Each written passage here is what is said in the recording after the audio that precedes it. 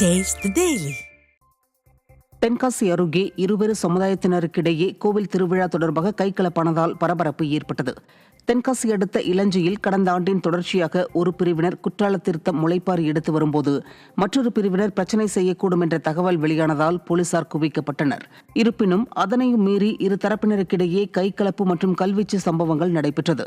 இதனால் அங்கு மேலும் போலீஸ் பாதுகாப்பு அதிகரிக்கப்பட்டுள்ளது. கிருஷ்ணகிரி அருகே போலி ஆவணங்கள் மூலம் சட்டவிரோதமாக பட்ட மாற்றம் செய்ததாக கூறி விஏஓ அலுவலகத்தை மக்கள் முற்றுகையிட்டு பூட்டு போட்டதால் பரபரப்பு ஏற்பட்டது.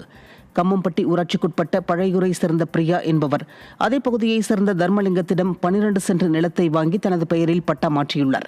இந்நிலையில் அந்த நிலம் மீண்டும் தர்மலிங்கம் பெயருக்கு பட்டா மாற்றம் நடந்துள்ளது. இதேபோன்று பலரின் நிலங்களும் சட்டவிரோதமாக பட்டா மாறி இருந்ததால் திரளான மக்கள் விஏஓ அலுவலகத்தை முற்றுகையிட்டு பூட்டு போட்டனர். ஸ்டாலின் ஆட்சியில் அரசு ஊழியர்களின் மோசடியால் சொத்துக்களை காப்பாற்ற முடியாத நிலை உள்ளதாக பொதுமக்கள் குற்றம் சாட்டினர். நாகை மாவட்ட விசைப்படகு மற்றும் நாட்டுப்படகு மீனவர்கள் மறு உத்தரவு வரும் வரை கடலுக்கு செல்ல மாவட்ட மீன்வளத்துறை தடை விதித்திருக்கிறது. வங்கக்கடல் பகுதியில் காற்றின் வேகம் 45 முதல் 55 வரை வீசக்கூடும் என்பதால் தடை விதிக்கப்பட்டுள்ள நிலையில் 670க்கும் மேற்பட்ட விசைப்படகுகள் மற்றும் 5000த்திற்கும் மேற்பட்ட நாட்டுப்படகுகள் பாதுகாப்பாக நிறுத்தி வைக்கப்பட்டுள்ளன. ஏற்கனவே கடலுக்கு சென்ற சுமார் 30 விசைப்படகுகள் உடனடியாக கரைக்கு திரும்புமாறு அறிவுறுத்தப்பட்டுள்ளது. மயிலாடுதுறை மாவட்டம் சீர்காழியில் கூடுதல் விலைக்கு மது விற்பதை கண்டித்த இருவரை ஸ்டாலின் அரசின் ஏவல் துறை சிறைப்பிடித்து முறைகேட்டிற்கு துணை போயுள்ளது.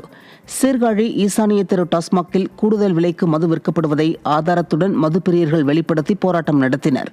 இதையடுத்து கூடுதல் விற்பனை செய்தவர்கள் மீது நடவடிக்கை எடுக்காமல் கூடுதல் விலை தொடர்பாக போராட்டம் நடத்திய ஞானசேகரன், சதீஷ்குமார் ஆகியோர் மீது வழக்கு பதிவு செய்து ஏவல் துறை சிறையில் அடைத்தது. இதை கண்ட பொதுமக்கள் முறைகேடு செய்வோரை விட்டுவிட்டு நியாயம் கேட்பவர்கள் மீது வழக்கு பதிவு செய்வதுதான் ஸ்டாலின் அரசின் லட்சணமா என கேள்வி எழுப்பியுள்ளனர். கவர்மெண்ட் அறிவிச்சது 10 ரூபா ஏற்றிருக்கு. இவங்களோட ரேட்டு வந்து 10 ரூபா, இவங்களுக்கு அதிகமா 210 ரூபா கொடுக்கணும். அதில் ஸ்டிக்கர் ஒட்டியிருக்கு. ஆனால் இவங்க வாங்குறது வந்து 240 ரூபா. உண்டா இல்லையா?